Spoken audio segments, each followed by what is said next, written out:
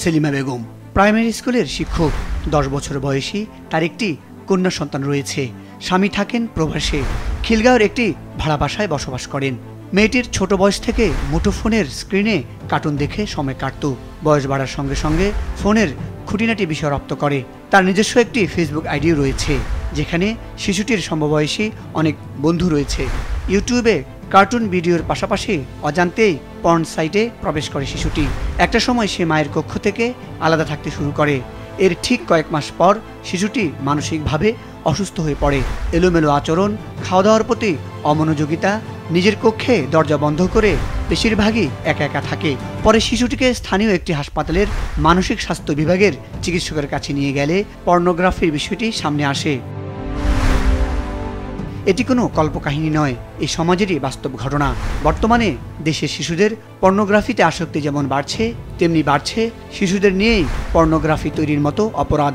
সম্প্রতি যশোরে শিশু অপহরণ করে পর্নো ভিডিও তৈরি করে অনলাইনে প্রচার করে যৌন সার্ভিস কাজে জড়িত থাকার অভিযোগে যশোরে গ্রেপ্তার হয়েছে 2 জন।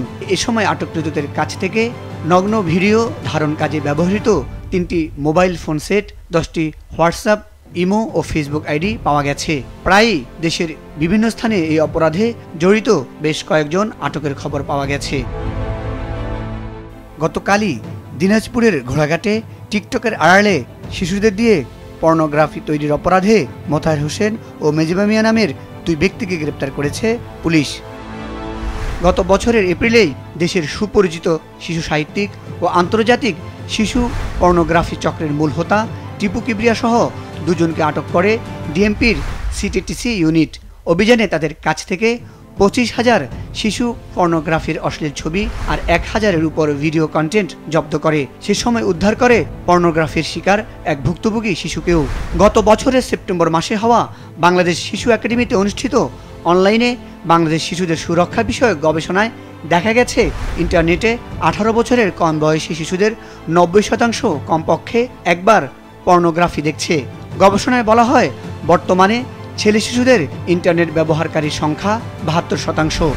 শিশুদের ইন্টারনেট সচেতনতার বিষয়ে গবেষণায় দেখা যায়, যাদের আর্থিক অবস্থা তুলনামূলক খারাপ তারা ইন্টারনেট ব্যবহারে পিছিয়ে। ইন্টারনেট ব্যবহারে শিক্ষার্থীরাই এগিয়ে রয়েছে। প্রায় 98% শিক্ষার্থী ইন্টারনেট ব্যবহার করে। 10 থেকে 19 বছর বয়সীদের মধ্যে ছেলে ইন্টারনেট ব্যবহারকারী 72% ও মেয়ে ইন্টারনেট ব্যবহারকারী 63%।